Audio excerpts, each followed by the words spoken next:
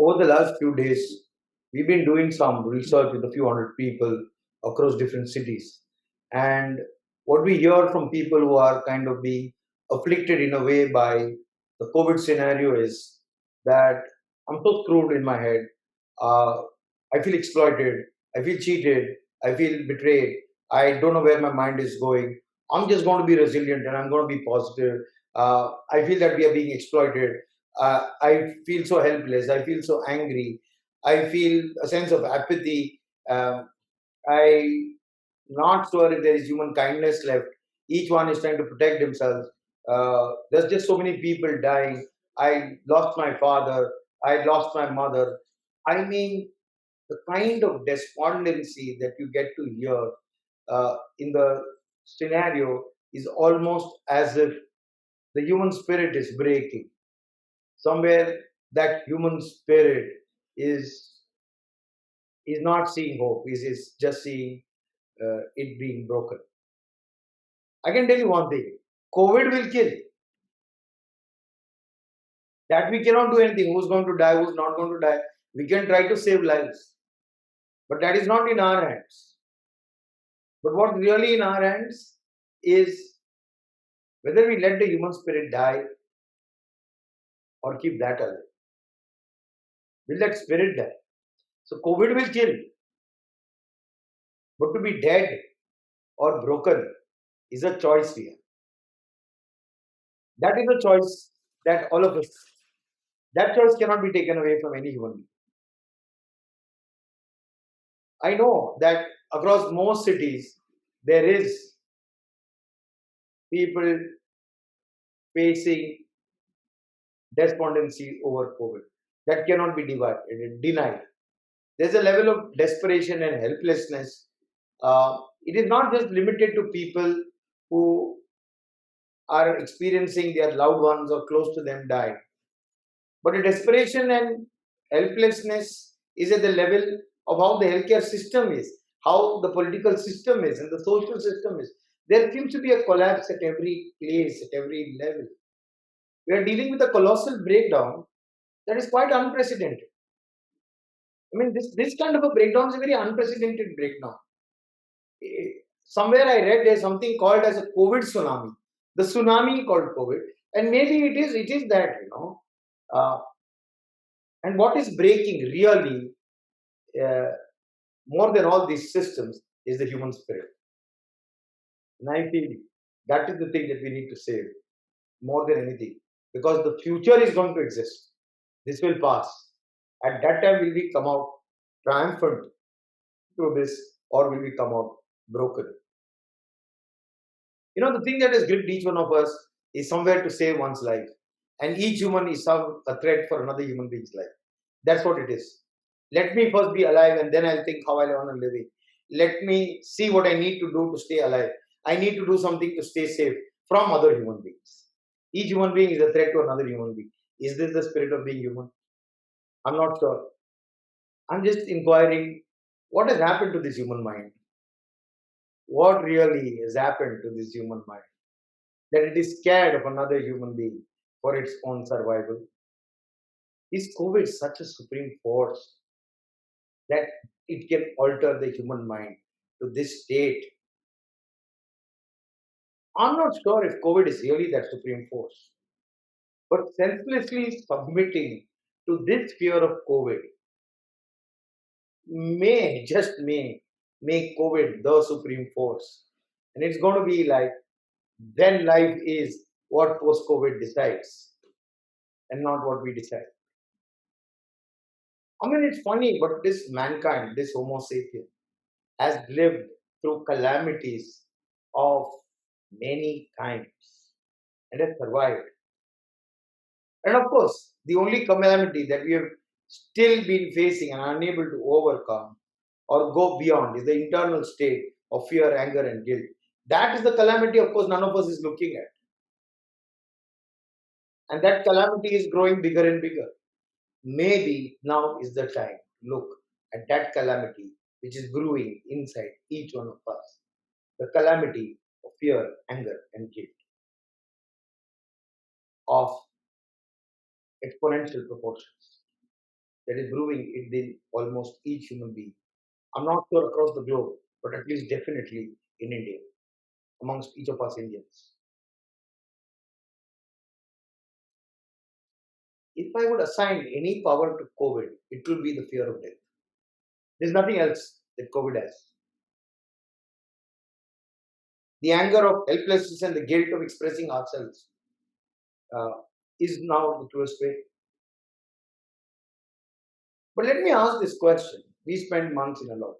We spent months in a lockdown following rules, following instructions, looking at ourselves, stay safe, mask, PP kit. We did this, that. We followed that restrictions, social distancing, everything that we followed. And what happened? Second, now we could go on and say that, we were not so wise, we didn't know how to handle this, we relaxed, we let the ball drop, we did all these things. Or maybe the lockdown itself was the cause of the second wave. Maybe that was not the way to handle it and it set up the ground. We could go on discussing everything and how the second wave should have been taken care of, how it should waste of time. Because what has happened is happened and what is there in the second wave. We all know for sure that it will go. And the answer is not whether we should have another lockdown, whether we should observe social distancing, whether we should stay indoors and stay safe, but to accept that this is it. Now, you may stay indoors, you may stay. The most important question is that human spirit going to live or die? Or is that innate human spirit which can stand tall against any circumstance going to be alive? Or is that going to die? The greatest ailment that any society can have is a broken human spirit and not COVID. A broken human spirit is a great liability. And once that human spirit is broken and that brokenness spreads, then bringing that awakening will be at a huge cost. Maybe we may not. We may have to spend generations, maybe a century or more. I don't know. But we in our lifetime may not see the restoration of that human spirit if we let it break now. We need to find ways to keep this human spirit alive. I don't know what could be the ways, but each one of us to look at how it could be. But I'm asking, let us collectively come together as one voice and see how we can keep this human spirit alive and awaken it and not let it die in the face of these circumstances, situations, and events and occurrences. Maybe we could just create a community of people with whom we engage every day, talk and build each other. Maybe we can create a community, or maybe we can have some of us could stand up and say, those in trouble, those who need to share, share to us. We are here to listen. Just a group of us saying that, come, listen. We are ready to listen to whatever you want to share. And some of us say, just listen to me. I want to share, being open to share that this is what I am going through.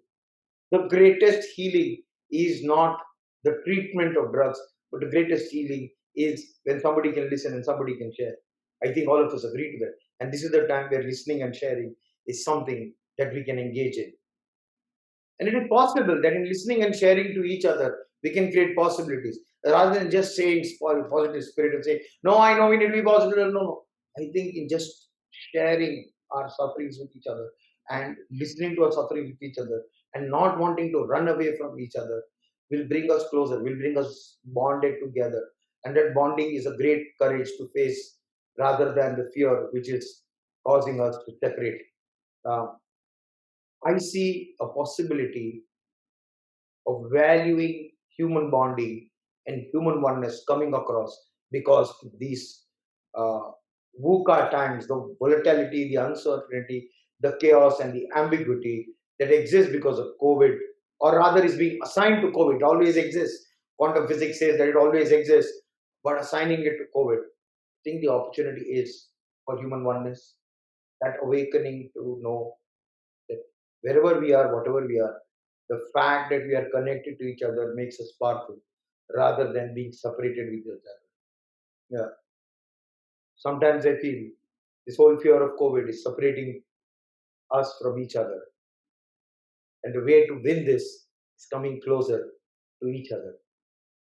in every way, collective resources, collective education, collective living, something which is, you don't need to physically be there, technology is taking care, but coming together and being together and oneness. I think that awakening of we all coming together as one voice, uh, that is more important than just sitting and brooding in corners and blaming or doing some positive thinking, denying what is there.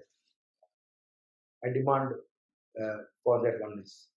Uh, our group of people, our organization is committed to listen to those who want to share. We will begin with us. And let this tribe of people who are ready to just listen to what others are going through increase. And let us do this um, as a tribute to those people who died and made us wake up to something within us.